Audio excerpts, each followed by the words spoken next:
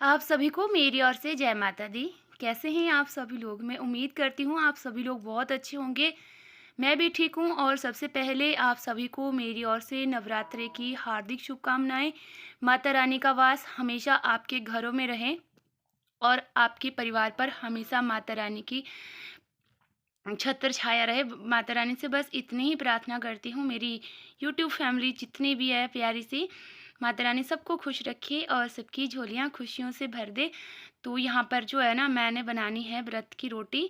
और व्रत की रोटी बनाने से पहले मैं अपना जो हमारा चूल्हा है उसको मैं चौका लगा रही हूँ, क्योंकि हम वैसे तो कभी भी जब भी रोटी बनाते हैं, रोटी बनाने से पहले चौका लगाते हैं, पर आज वैसे तो मंगलवार है पर ये चौका मुझे लगाना पड़ेगा, क्योंकि इस पे मेरी महामाई का प्रसाद बनेगा और उसके बाद में हम सब के लिए रोटी बनेगी।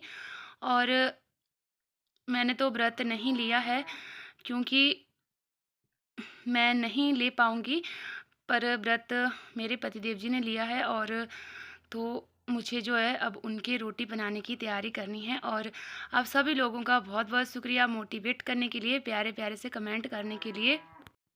और माफ़ी मांगती हूँ आप सभी से नवरात्रि की जो लेट शुभकामनाएं हैं उन्हें देने के लिए, क्योंकि हम बहुत ज़्यादा बिजी थे फ्रेंड्स। अपने खेतों के काम में मक्की का काम हमने ख़त्म किया, तो फिर अब जो है ना खेतों की सफाई का काम चला हुआ है। खेतों की सफाई भी हमने कर ली है।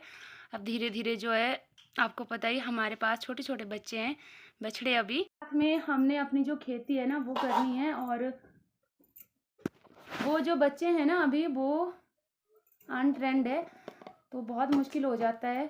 सुबह से शाम हो जाती है खेतों में। और 2 दिन हमारे यहाँ पे ना बारिश लगी रही लगातार, तो अब जो है फसल के लिए अच्छा ही हो गया। पर हमारी जो मक्की है ना वो बाहर तैर रही है अभी भी। तो अभी मेरा जो है वो गाय से दूध निकालने का टाइम हो रहा है। कल भी गाय को बाहर नहीं बांधा, कल मौसम ठीक नहीं था, आज भी मौसम ठीक नहीं था। अभी थोड़ी देर मौसम साफ हुआ तो अभी थोड़ी देर ना इसको बाहर बांधा। और यहाँ पे ना पीछे बकरी के छोटे छोटे बच्चे देखिए कैसे ना कैमरे के साथ में शरारत कर रहे हैं। पता नहीं इनको क्या दिख रहा होगा इसमें। मुझे लगता है खुद की शक्ल देख के ना इसमें परेशान हो रहे हैं, तो बार बार कैमरा हिल रहा था, माफ़ कीजिएगा। ऐसे हमने दूध निकाल लिया और टाइम हुआ अभी 4:30। तो दूध की गाड़ी अभी जो है ना वो पार वाले गाँव के लिए नहीं निकली है। और यहाँ पे जहाँ हमने चौका लगाया था ना वो भी सूख चुका है। तो तब तक मैं आग जला लेती हूँ। तो आज का जो खाना है ना वो मेरा बनेगा आलू और बीन की सब्जी। बीन मैंने अभी निकाली है और चीर भी लिया मैंने इसको, छील आलू को छील के। और अब जो है ना आलू काटने की बारी है, तो फटाफट से बना लेते हैं खाना। और आजकल वैसे भी बिना लहसुन प्याज वाला ही खाना बनता है, क्योंकि नवरात्रे में हम लोग जो है वो लहसुन प्याज नहीं खाते हैं। खाते होंगे, बहुत से लोग ये खाते हैं, पर हमारे यहाँ पे नहीं खाया जाता है। और बिना लहसुन प्याज का ही खाना खाते हैं। वैसे तो देखिए श्राद्ध थे, श्राद्ध में भी कोई नहीं खाता लहसुन प्याज, तो ऐसे पलना बहुत कम मिलते हैं हमारे को। और जो चीज़ें वर्जित है उनको दूर ही रखना चाहिए, उनका उपयोग नहीं करना चाहिए। और हमारे यहाँ पे ना ठंडी बहुत हो गई है सच में। मैंने तो कोटी निकाल ली है, शॉल निकाल ली है, ये देखिए काट लिया। इसको फटाफट से धोती हूँ। और यहाँ पे ना मैंने थोड़ी सी बीन निकाल के रखी, ये मुझे ना किसी को देनी है। तो पहले जला लेते हैं फटाफट से आग, क्योंकि ठंड में ना हमारा बस यही एक सहारा होता है चूल्हा। और अब तो पूरी सर्दियाँ ना बस आग भी सेको और खाना भी बनाओ, ऐसे ही चलता है फ्रेंड्स। गांव का जो होता है ना सिस्टम वो ऐसा ही होता है, ऐसे ही चलता है। सर्दियों में हमारे खाना ऐसे ही बनता है, चूल्हे पे बनता है। तो यहाँ पे ना मैंने मोटी मोटी थोड़ी लकड़ी लगा दी, क्योंकि अगर बारीक बारीक लगाएंगे ना ऐसी लकड़ियाँ तो बहुत जल्दी जल जाती है। और मोटी जब लकड़ी लगा देते हैं ना हम चूल्हे में तो अच्छा रहता है, कई देर तक ना इसके जो अंगारे होते हैं ना उसका जो हमें सेक मिलता है, यानी कि ताप मिलता है ना, वो हमारे लिए सबसे ज़रूरी होता है, क्योंकि हम थोड़ी-थोड़ी चीज़ों के लिए हर पल बाहर जाते हैं। तो अब तो आग जल चुकी है। सबसे मुश्किल का जो काम होता है ना मेरा, वो आग जलाने का होता है, और पीछे से छोटा-सा मेमनू जो है ना, वो आवाज़ें लगा रहा है अपनी मम्मा के लिए। और कढ़ाई में मैंने तेल गरम करना है मसाले पकाने के लिए, खाना पकाने के लिए।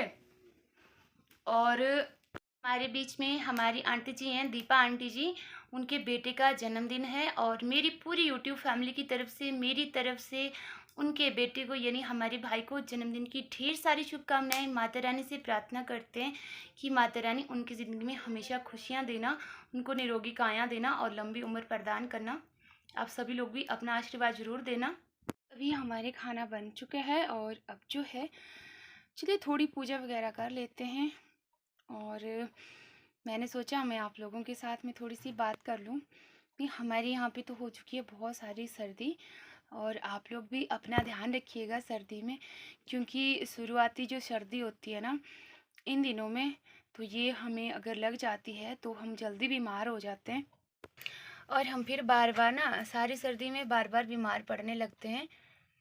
खासकर मेरी जैसी जो महिलाएं हैं, जो काम करती हैं, जो हाउस वाइफ है, घर का काम करती है, खेतों का काम करती है, उनके लिए ये जो दिन होते हैं ना सर्दी के, ये बहुत ही ज़्यादा मुश्किल होते हैं।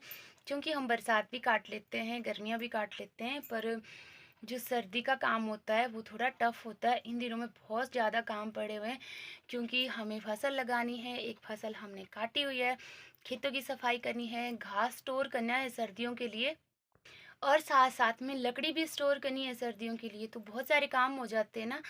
और हमारी जैसी जो गांव की महिलाएं होती है, मेरी बहनें हैं या मुझसे बड़ी मेरी माताएं हैं, वो ज़्यादातर काम ना लेडीज़ लोग करती हैं, क्योंकि जेंट्स लोग तो बाहर बिजी होते हैं, दिहाड़ी लगाते हैं, कोई जॉब करते हैं।